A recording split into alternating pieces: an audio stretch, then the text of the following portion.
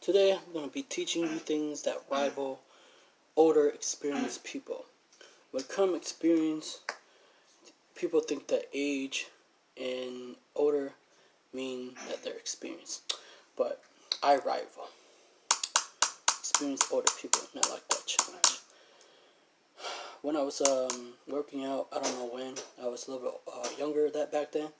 And most people say that you need more experience. What the fuck that mean?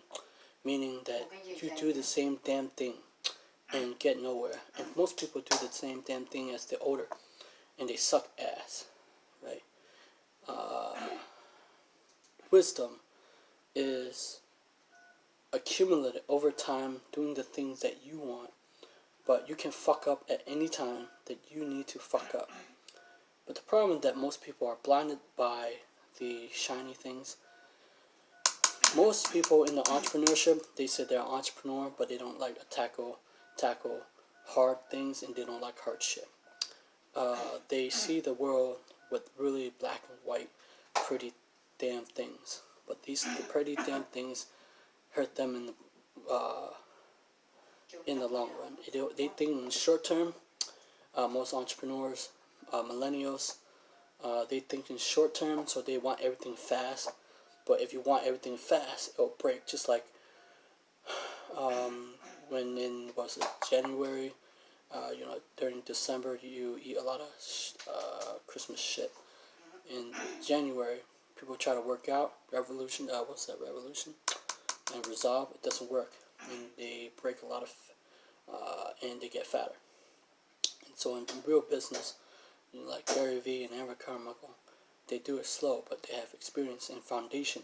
Most of these entrepreneurs, they just say they're entrepreneur because it's cool. And when it comes to robbing older people, it's that because I listened to John Maxwell. He said you should study these things, and if you want to excel, excellence, you study these things when you're younger, and you practice things. And you come back that it will take longer, and you should do business also for money because you'll be broke, because you can give away content for free.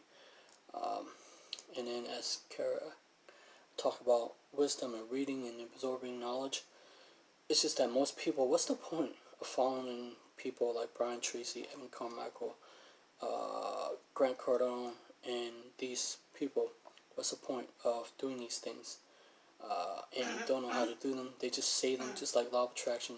They say these things, but they don't know how to market themselves. If they're entrepreneurs, they'll always be stuck on Facebook, YouTube, Instagram. They make it, they're stuck in that world, and you have to break that habit. And you have to destroy that world, destroy your mind, and learn something.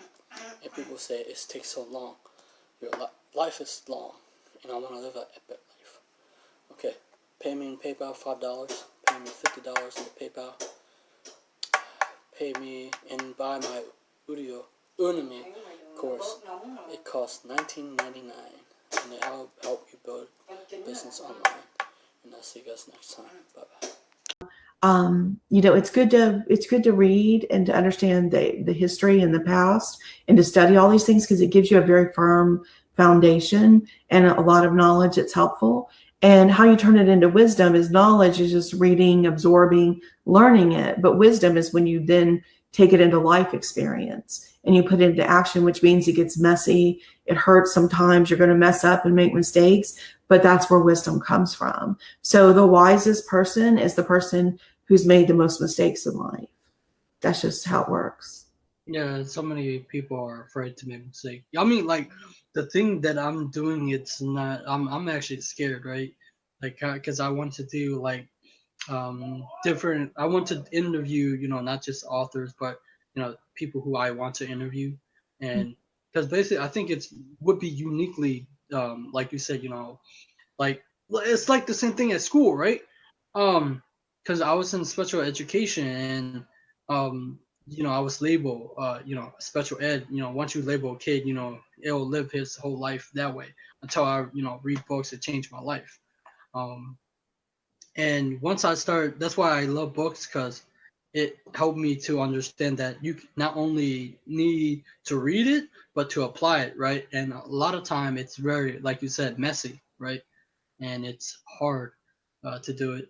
Um, I would like to ask you about all the books because you have all the books. I'm curious, like all the shelf. What type of books do you have on your shelf?